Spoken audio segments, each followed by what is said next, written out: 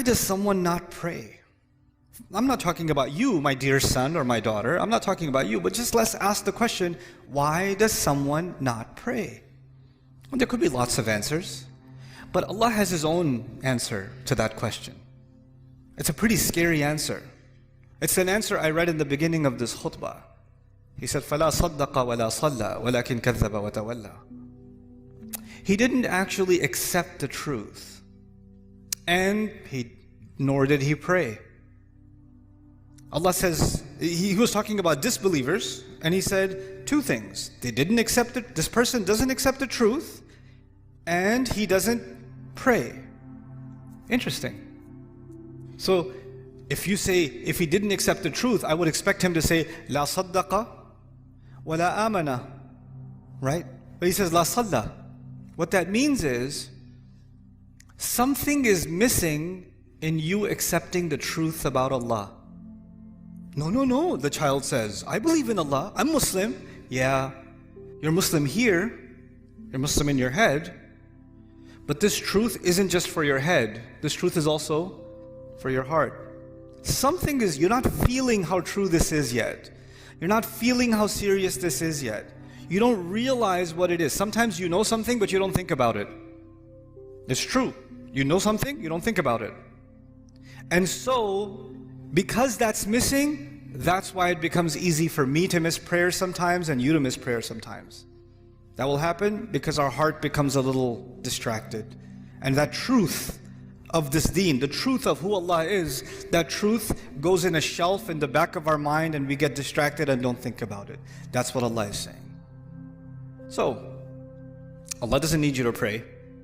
And even if you prayed because I'm telling you to, what are you going to do? I'm praying for, how are you going to make the intention? I'm praying 4 rak'ah because my dad won't get off my case. Allahu Akbar.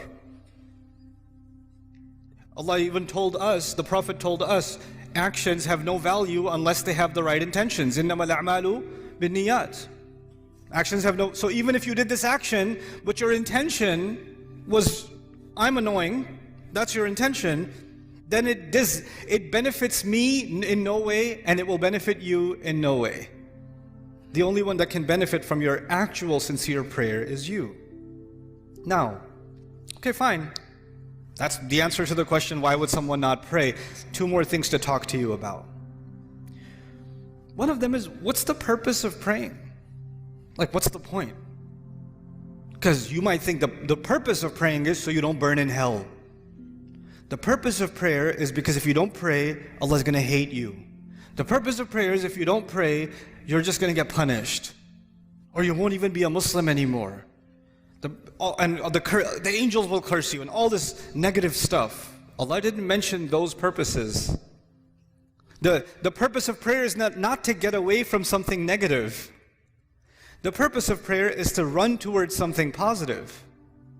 That's the purpose of prayer. Do you know the difference between the student who's studying so they don't fail and the student who's studying because they love the subject? One student is studying because of something positive. The other student is studying because they're trying to escape something negative. An employee who loves their work and an employee who just doesn't want to get fired. They're doing the same exact job, but one of them is so happy, so filled with joy, and one of them is so depressed and so miserable.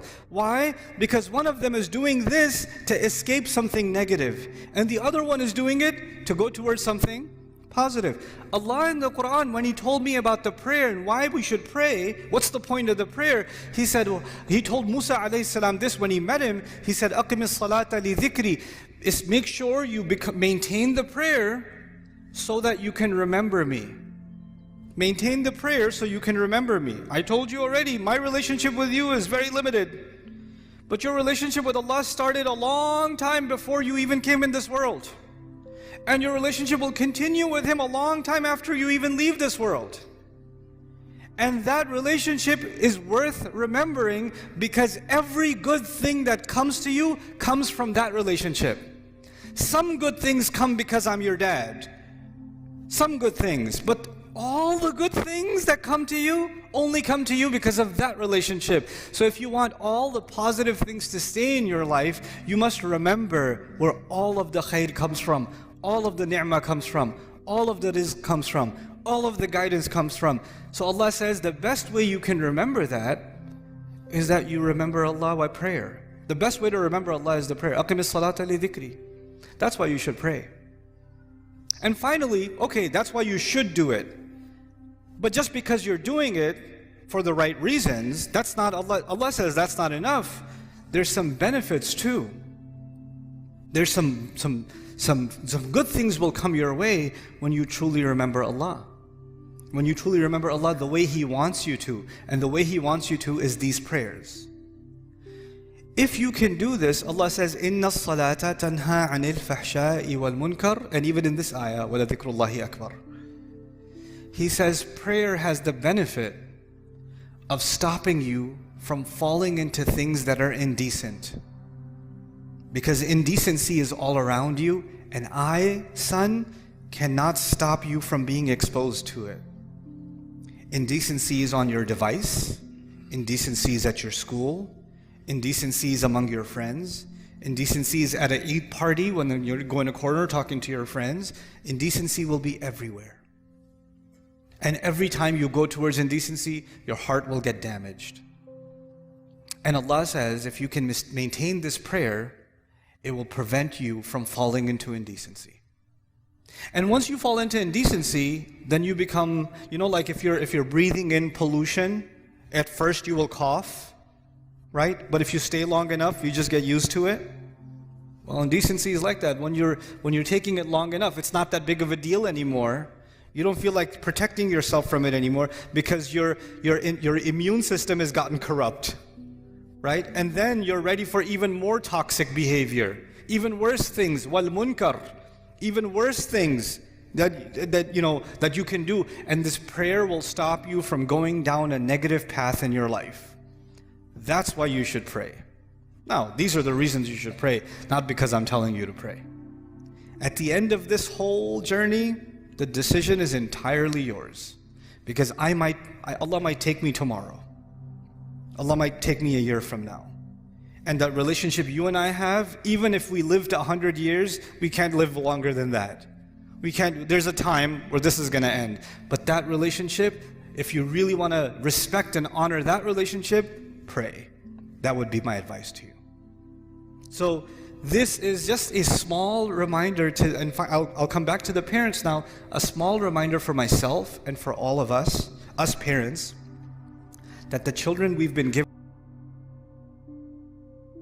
given to us so we can control them. The more we try to control them, the more frustrated we become anyway. And the more, I have seen this, especially in families that wanted to preserve the deen of their children, the more they tried to push the religion on their children with control, the more those children rebelled in the strangest ways. Because the thing that Allah wants to give, the opportunity you have with your children is not to make them surrender to your instructions. The opportunity you have with them is to make them think about things that only you can make them think about. Make them love things only you can make them love. Your kid loves basketball because he sees you play basketball. He loves the PlayStation because he sees dad play the PlayStation. You can put a love in your child because of how you are. You can do that. And when you tell your kid, do your homework, your kid is not going to be 40 years old and say, I love homework. But your kid could be 40 years old and say, I love basketball. My dad used to play all the time, loved it. What you love gets transferred over. What you instruct gets rejected. That's your reality. Forget your children. That's your own reality. Some of the things you love about your dad are the things that were passed down by love. And some of the things you hate about your dad are the things that he tried to shove down your throat. That's the reality of everyone sitting here.